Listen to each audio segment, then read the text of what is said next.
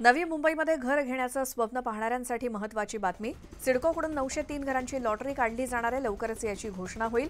त्यामुळे अनेकांना नवी मुंबईत हक्काचं घर मिळणार आहे. वाहतुकीच्या सुविधा जवळपास असल्यामुळे ही घरं महत्त्वाची ठरणार आहेत.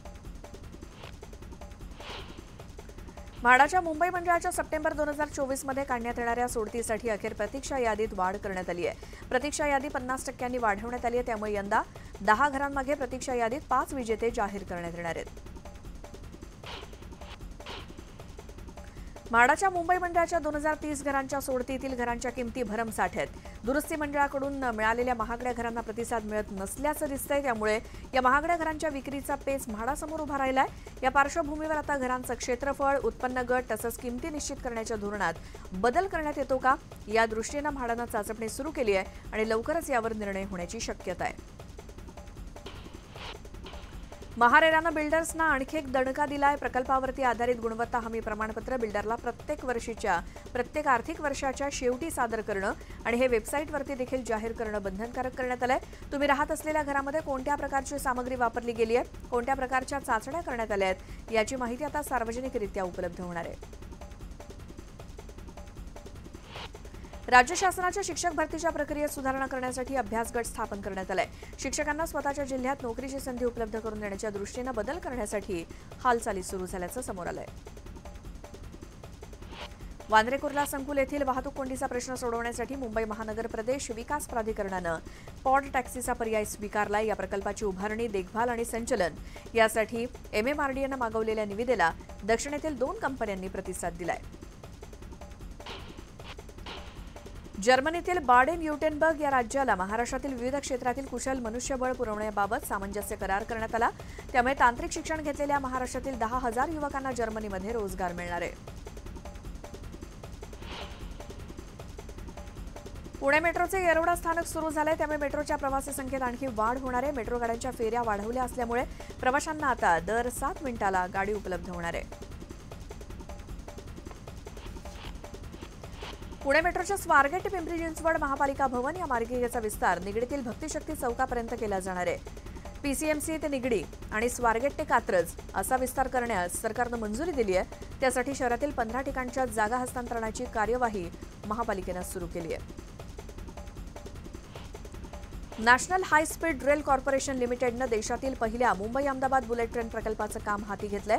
बुलेट ट्रेन प्रकल्पात एकूण 24 नदी पूल उभारण्यात येत आहेत. यापैकी गुजरातमधील वात्रक नदीवरील 10वा पूल यशस्वीरित्या पूर्ण झालाय. कर्नाटकातून येणाऱ्या हुबळी मिरज एक्सप्रेस, लोंढा मिरज एक्सप्रेस आणि कॅसल रॉक मिरज एक्सप्रेस या 3 लोकल गाड्यांना विजयनगर स्थानकावरती अकारण तासभर थांबून राहावं लागतं. हा वेळ वाचवण्यासाठी या गाड्यांचा सांगलीपर्यंत विस्तार करावा आणि विश्रामबागला सुद्धा थांबा द्यावा असा पर्याय रेल्वे सल्लागार समिती सदस्यांनी सुचवलाय. आणि रक्षाबंधन आणि त्याला जोडून आलेल्या सुट्ट्यांमुळे 17 ते 20 ऑगस्ट या दिवसामध्ये प्रवाशांनी तुडुंब भरलेल्या एसटी गाड्यांमधून महामंडळाला 121 कोटी रुपयांचं उत्पन्न मिळालंय. विशेष म्हणजे 20 ऑगस्टला एका दिवशी तब्बल 35 कोटी रुपयांचं उत्पन्न महामंडळाला प्रवासी वाहतुकीतून मिळालं. यंदाच्या आर्थिक वर्षातलं हे विक्रमी उत्पन्न आहे.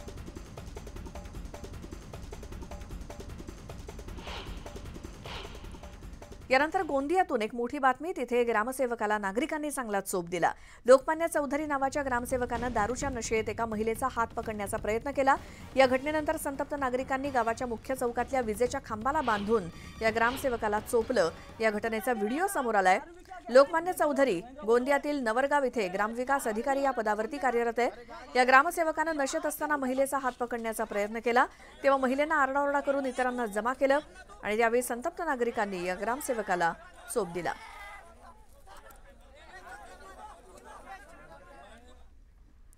आणि आता पुन्हा पाहूयात झटपट बातम्या.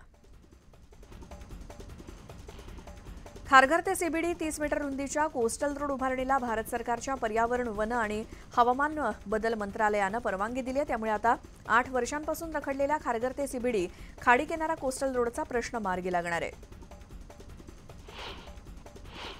मुंबई गोवा महामार्गाच्या चौपदरीकरणात वाशिष्ठी नदीवरती नवा पूल बांधण्यात आला. त्यानंतर आता या नदीवरचा जुना पूल पावसाळ्यानंतर तोडण्यात येणार आहे.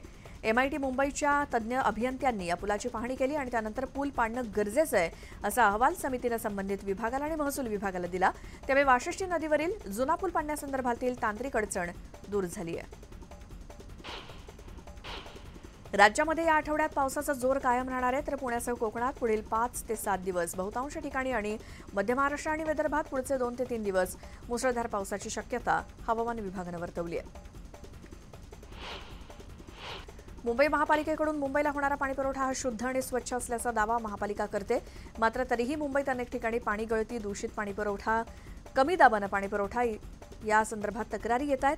त्यामुळे पूर्व उपनगरातील पाणी गळती आणि दूषित पाणीपुरवठा रोखण्यासाठी महापालिका पूर्व उपनगरात कुर्ला ते मुलुंडपर्यंत आणि पश्चिम उपनगरात वांद्रे ते दहिसरपर्यंत विविध उपाययोजनांसाठी 248 कोटी 63 लाख रुपयांचा खर्च करणार आहे। विधानसभा निवडणुकीच्या पार्श्वभूमीवर पंतप्रधान नरेंद्र मोदी यांचे दौरे आयोजित करून वातावरण निर्मितीवरती भाजपनं भर दिलाय। त्यानुसार येत्या रविवारी पंतप्रधान मोदी जळगावला जाणार असून तिथे लखपती दिदी योजनेच्या समारंभाला ते उपस्थित राहतील, तर 30 तारखेला डहाणूजवळच्या वाढवण बंदराचं भूमिपूजन मोदींच्या हस्ते होणार आहे। वर्ध्याच्या यशवंत महाविद्यालयाच्या लॉ कॉलेजच्या विद्यार्थ्यांनी बदलापूर घटनेचा निषेध करण्यासाठी कॅन्डल मार्च काढला।